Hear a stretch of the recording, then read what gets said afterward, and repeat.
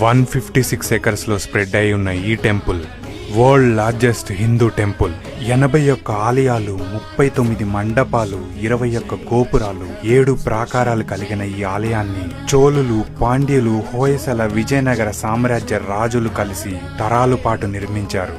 ఇదే మన తమిళనాడులోని శ్రీరంగం. శ్రీరంగం అనగానే ప్రతి ఒక్కరికి గుర్తొచ్చేది మాత్రం ఈ రాజగోపురం. ఇది నిజంగా గోపురాలకే రాజు. 13 అంతస్తులు, 236 అడుగుల ఎత్తుతో ఉన్న ఈ గోపురం ఏషియాలోనే అతిపెద్ద గోపురం. అయితే ఇది నిర్మించటానికి దాదాపు 400 ఏళ్లు పట్టింది.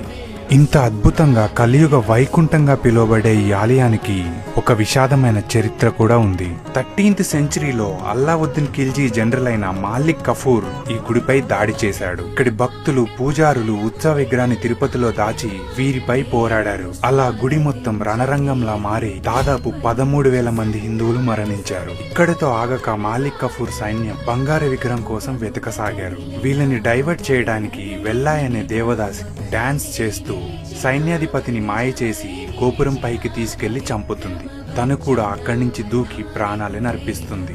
మీరు చూస్తే గుడిలో 20 గోపురాలు రంగులతో అద్భుతంగా ఉంటే ఒక్క ఈ గోపురం మాత్రమే తెల్లగా ఉంటుంది. తన త్యాగానికి గుర్తుగా ఈ గోపురాన్ని ఎప్పుడు తెల్లని సున్నంతో ఉంచుతారు.